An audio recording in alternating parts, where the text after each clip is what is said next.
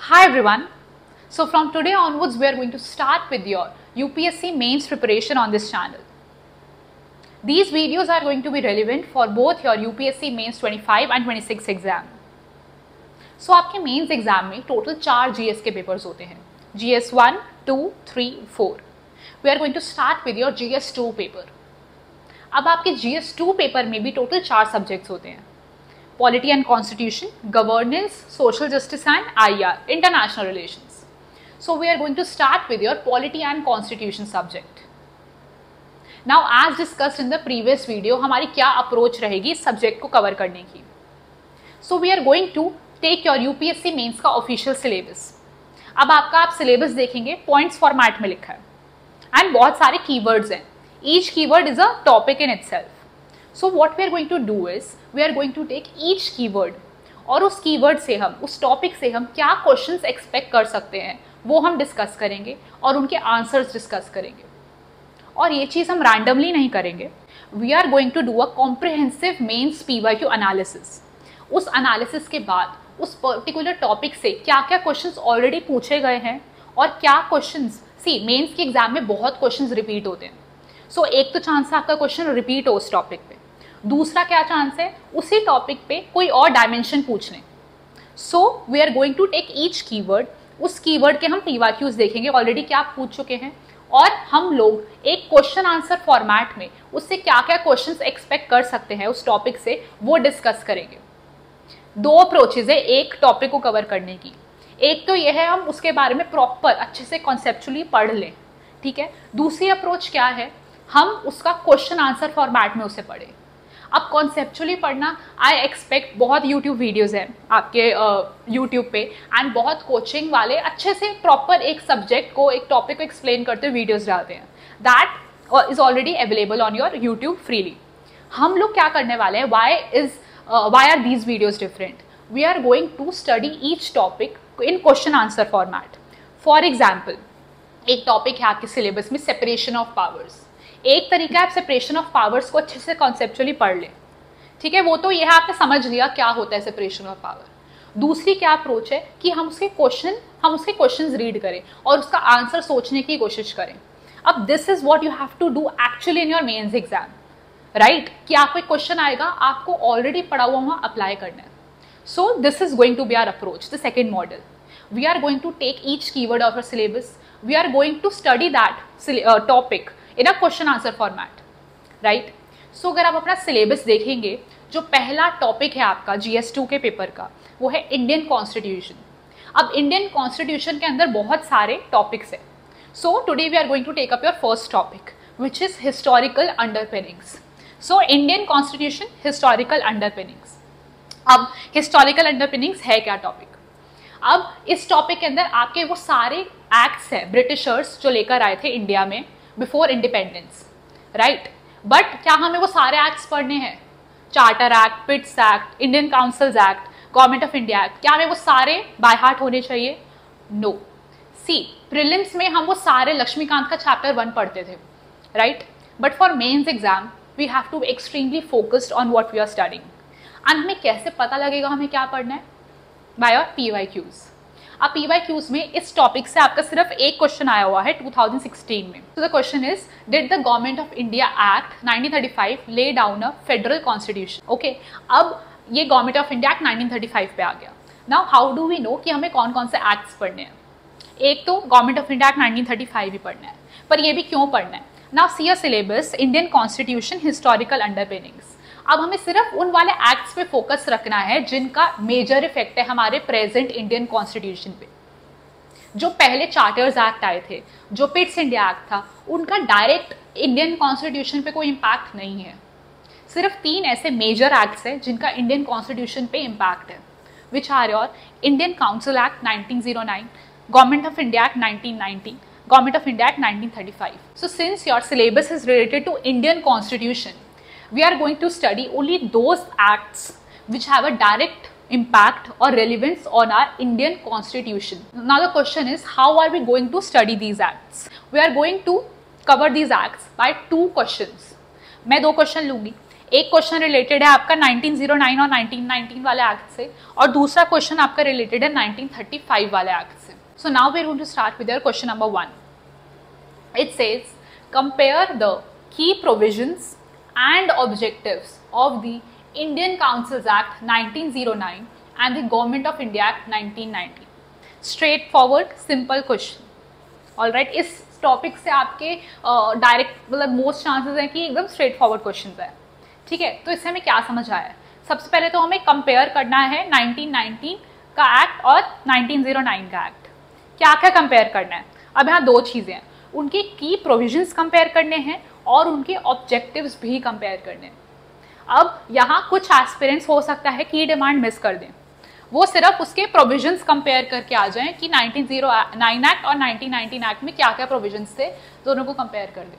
But your question doesn't stop here, you have to also compare the objectives. अब इन दो provision और objective में क्या डिफरेंस है?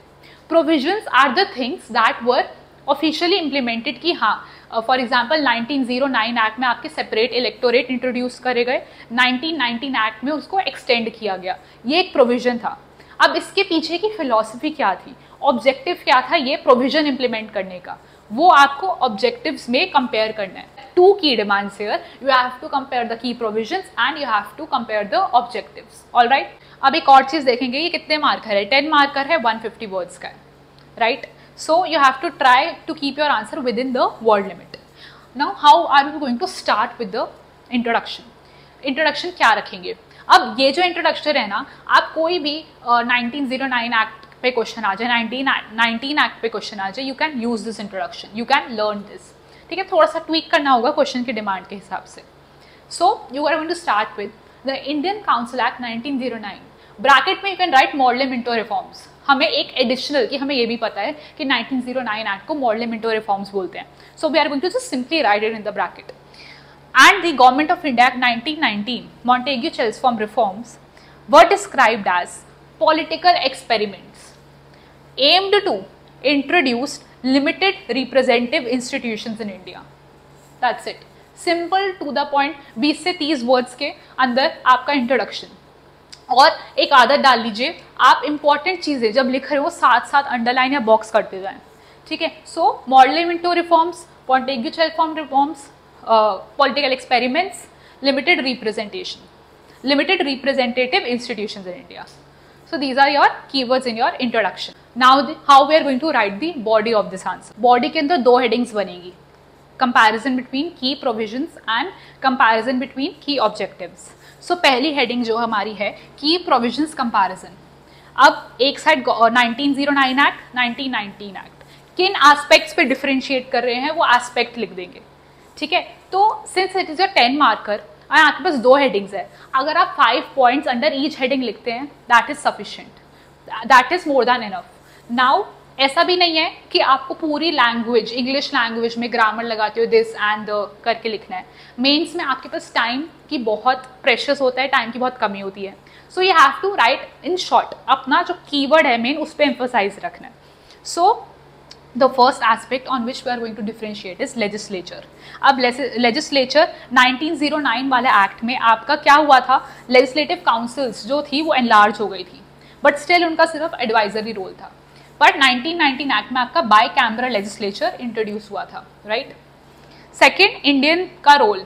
इंडियंस का रोल 1909 एक्ट में पहला फर्स्ट इंडियन जो था हमारा वाइसरॉय काउंसिल में इलेक्ट हुआ था, फर्स्ट इंडियन.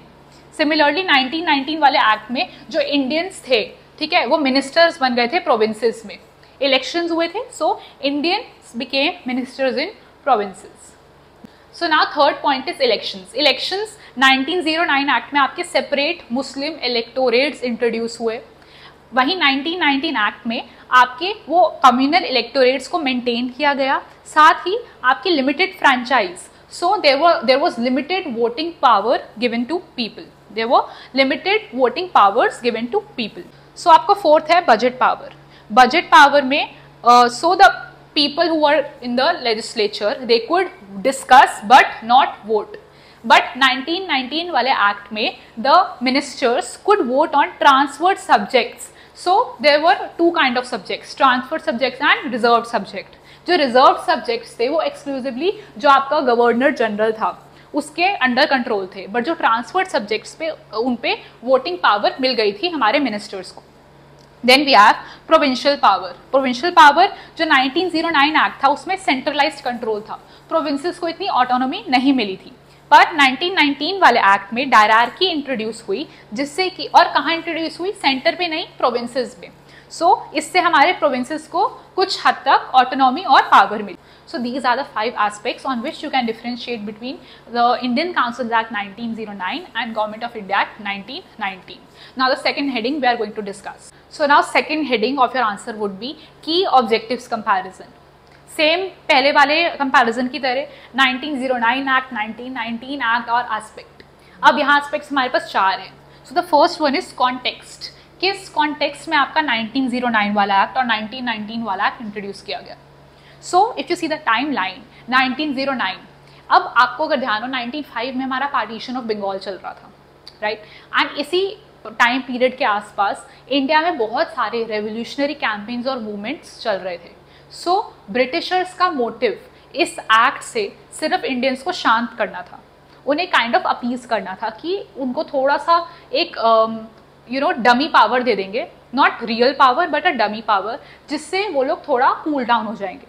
So 1909 वाला act was just a response to early nationalist pressure, but the 1919 वाला act was a reward for World War I.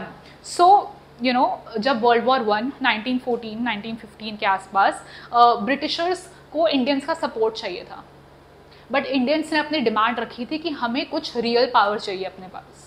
So 1919 वाला act was a reward for World War I and it was kind of beginning of self-rule, gradual government representation, gradual responsible government, इसकी बात की गई थी 1919 वाले act में।